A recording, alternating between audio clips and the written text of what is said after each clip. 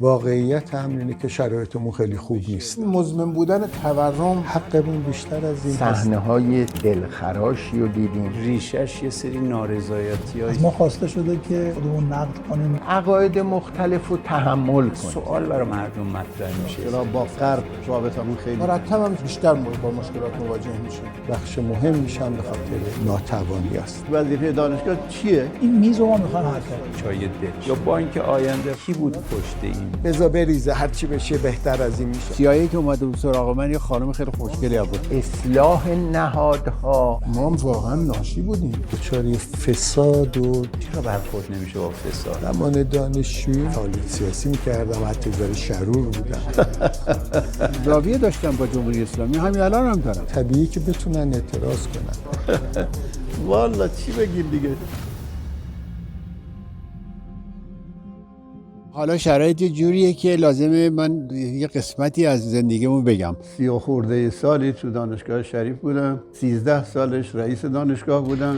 معاون اداره مالی دانشگاه شریف شدم و این 4 دوره تکرار شد.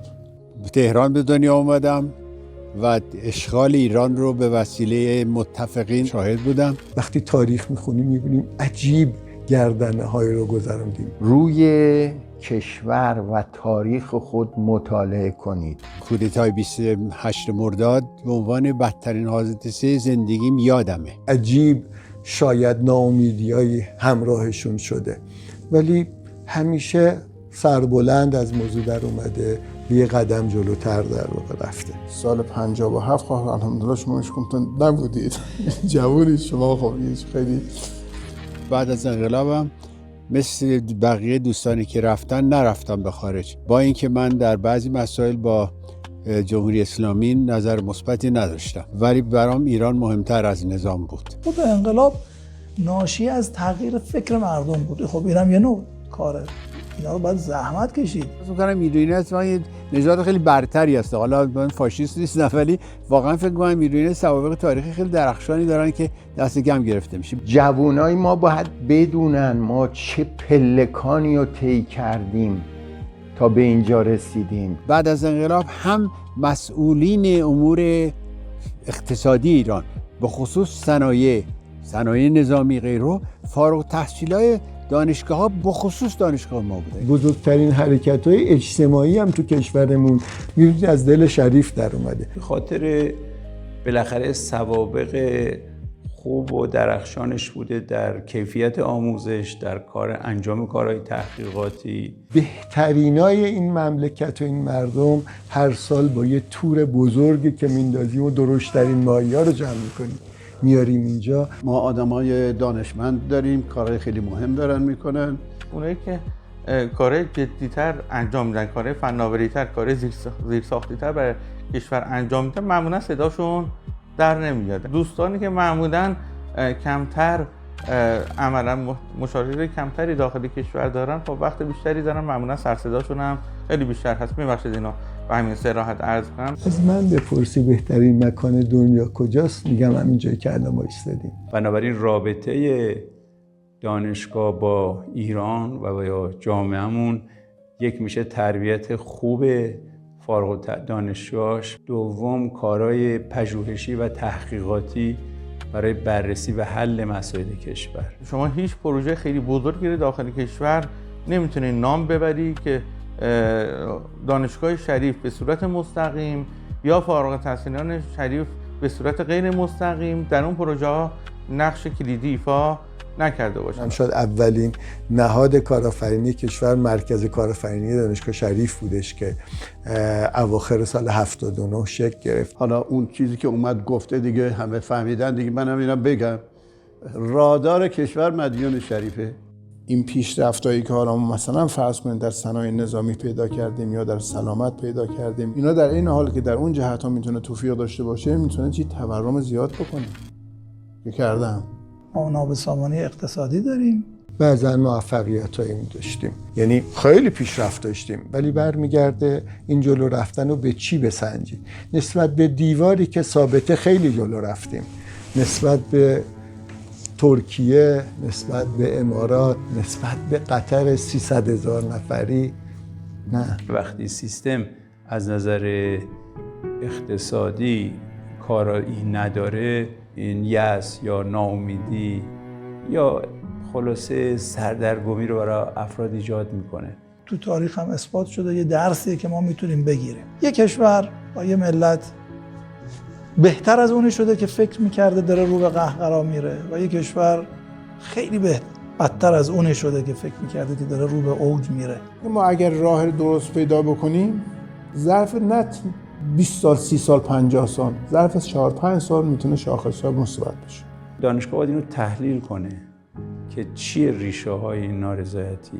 لزوما این ربطی به دشمن هم نداره، یعنی قطعا دشمنان ما تأثیر داشتن روی این قضیه، ولی به نظرم خیلی بچگانه است اگه بخوایم بگیم که مشکلات از دشمنانمون هستش. سازوکاری که در اداره مثلا در معیشت مردم هستش، این سازوکارها ما رو هول میده به این که رشوه بگیریم و این واقعا برای کشوری که زیر بیرق امیرالمومنین داره کار میکنه و به اسم امیرالمومنین داره کار میکنه، به نظرم جای سوال هست. هم رنگرزی نیست، به این راحتی نیستش که مثلا فرض کنید حالا ما چون انقلابی هستیم، چون زندان رفته هستیم، میتونیم مردم رو معیشتشون رو توی راه درست بندازیم.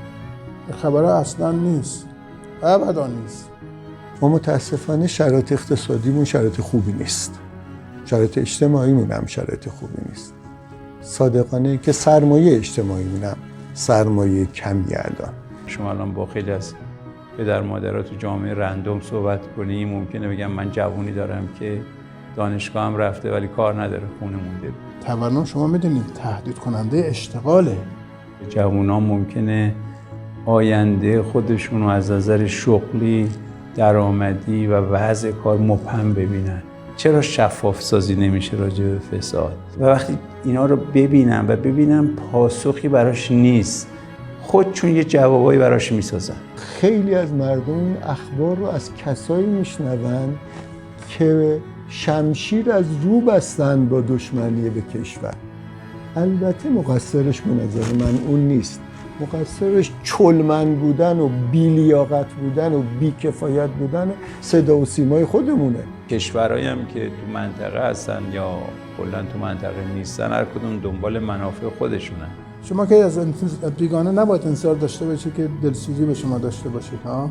ولی حقیقتا با این اتفاقاتی که تو غزه افتاده، اتفاقاتی که امریکا بلایی که سر به قول معروف ونزوئلا و کشور دیگه در آورده، اصلا سازمان مللی که خودشون اومدن تأسیس کردن قبول ندارن و به همین صراحت هم میگن خیلی شفاف، میگن قانون جنگل هست. داخل اینه که هست، خواهش میکنیم یکی از خارج بیاد کمک ما کنه، مواظب ما باشه. این که کار نمیکنه، چرا بیاد کمک ما بکنه؟ هر کسی رو بخوای صدا کنی منفعت خودش رو میخواد ببینه دیگه.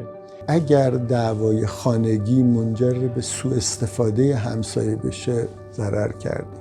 ما اگر متمرکز بشیم روی شناخت نارضایتی‌ها، ریشه‌ها و رفع اونا، اون وقت زمینه نفوذم کم میکنیم دیگه. رشد چطور اتفاقی میفته؟ قطعاً من 1 2 3 میگم که حتما اون عزم و تلاش داخلیمون هست که این اتفاق رو رقم میدن. تکرار میکنم، اگر داخل درست کار کنه در تنظیم بهتر روابط خارجیمون هم اثر میذاره و بعد اگر روابط خارجیمون درست بشه زمینه پیشرفت داخلی رو فراهم‌تر میکنه. ما میخوایم تغییر بدیم و تغییر در جهت سازنده باشه. برای همین هم هر کسی در این لحظات نقش میتونه داشته باشه. آدم انتظارش اینه که در سطح دانشگاه‌ها و از طریق طیف دانشجویی شروع کنه این اصلاح شدن. به نظرم دانشگاه صنعتی شریف باید در تصمیم سازی های ملی شریک باشه. باید فضای دانشگاهی باز بشه برای تحلیل این شرایط.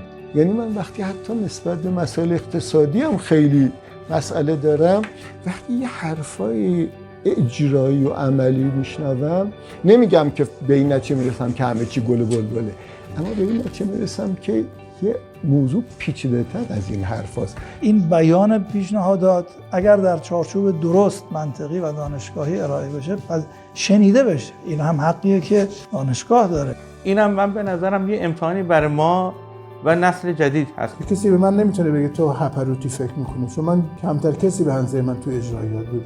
رزومه منم نگاه بکنید. حواسمون باشه یا نباشه الان بهترین مکان دنیا هستیم. به نظرم بهترین تاثیر هم میتونیم بگذاریم. دانشگاه ما در به وجود آوردن کادرهایی که توانمندن و موثرن خیلی نقش داشته. در آینده این حتی بیشتر خواهد بود، چون ما یک دوران سازندگی خیلی وسیع و شدیدی در پیش داریم.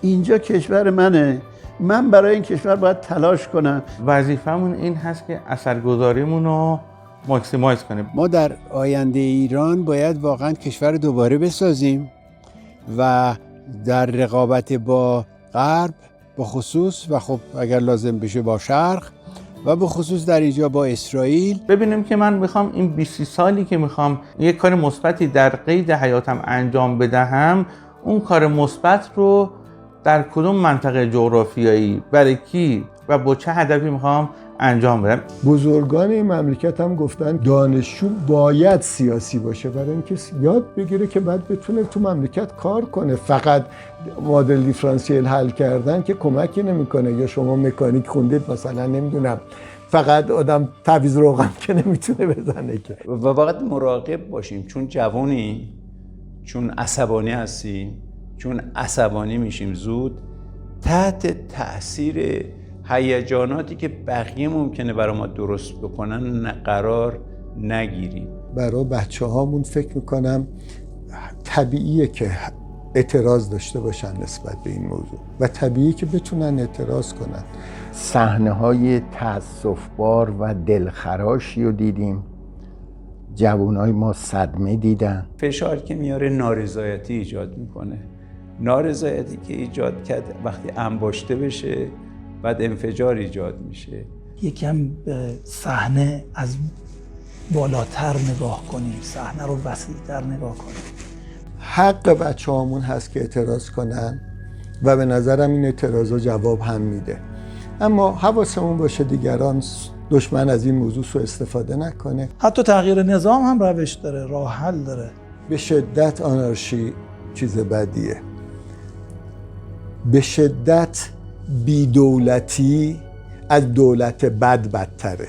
دیدیم که وقتی که عصبیت، بی اخلاقی، بی فرهنگی خدای نکرده ازمون بروز میکنه چه اتفاقی میفته. شما اگر بخواید خشونت رو کاهش بدید، راهش این نیستش که بگیم هی خشونت نکنید. هیچ راهی جز گفتگو ندارید. فضایی رو باز کنیم اگه من بتونم راحت حرفمو بزنم. خیلی ها موافقن، یه عده‌ام ممکنه که مخالف باشن، وجود دارن، محترم هم هستن. اصلا اگه نباشن مفید نیست. ما با گفتگو و خرد جمعی و بعد تحمیل حرفای خردمندانمون به مسئولین میتونیم راه رو باز کنیم و جلو بریم. نرسیدن به آنچه که من دوست دارم اگر موجب ناامیدی بشه یه مشکل شخصیه، به خصوص جوانها. پیرمردای ریش سفیدی مثل من آره یعنی یه عمری ازمون گذشته، به آنچه می‌خواستیم نرسیدیم. ناامیدی چیز حل نمیکنه. ما باید تلاش کنیم برای حل مسائلمون. من میگم من اصلا ناامیدی برام معنا نداره. با اینکه نارسایی‌هایی که من دیدم خیلی زیاده. تونل تاریکه. صادقانه منم وقتی نگاه میکنم هرچی میخوام برای شما قسمت گوگلیشو تعریف کنم چیز زیادی به ذهنم نمیاد. تونل تاریکه اما به شدت فکر میکنم تهش روشن. معلومم نیست در دوران حیات بنده و شما زحمتمون به نتیجه برسه. و شاید یکی از مهمترین چیزایی که این کشور داره که اون تونل تهش روشنه همین جوانای مثل شما هستید. قشری رو که میتونیم بهش امید داشته باشیم که راه را پیدا بکنن نسل‌های جوان. واقعا امیدوارم که جوانای ما بمونن. من گفتم دعویه داشتم با جمهوری اسلامی، همین الان هم دارم. مثلا آدم زیاد متدین نیستم. من موندم یه اثری گذاشتم. دانشگاه رو ساختم، خیلی کمک کردم در دانشگاه. اینجا رو ساختم، اینجا خیلی کمک کردم. اینجا IPM مرکز تحقیقات فیزیک نظری ریاضیات پژوهشگاه دانشگاه بونه، یکی از افتخارات این کشور و من خودم رو در ساختن این شریک میدونم. این دانشجوها فرزندان منه. من خودم 13 سال رئیس دانشگاه بودم، 30 و چند سال تو این دانشگاه کار کردم. اینا همه فرزندان من. البته جوونا هم باید حواسشون باشه که هر چیزی وسطشون نیاد و هر سوء استفاده ازش نکنه. از دانشگاه و دانشجو انتظار میره با فکر بیشتری حرکت کنه. و اعتقاد دارم رنسانس سوم از شما شروع خواهد شد. دیگه اونجا کشورهای دیگه، مردم دنیای دیگه داوطلبانه میان ببینن اینجا چه خبره. اینم یقین دارم، یعنی من یقین دارم اینو. کنم دیگه صحبت کردم سر این موضوع. من برم این تلفن جواب بدم اینم که بود. اینو می‌بینی اسمش پلنگیه. این هر من تا میام میشینم یاد بغلم. پشت عزیزم میخوام برم. من خیلی خوشحال شدم شما اومدید چون من خواستم این چیزا رو به بچه‌ها بگم. ترجیح میدم با این بیت حافظ تموم کنم. گرچه منزل بس خطرناک است و مقصد بس بعید، هیچ راهی نیست کان را نیست پایان، غم مخور. خیلی متشکرم از شما.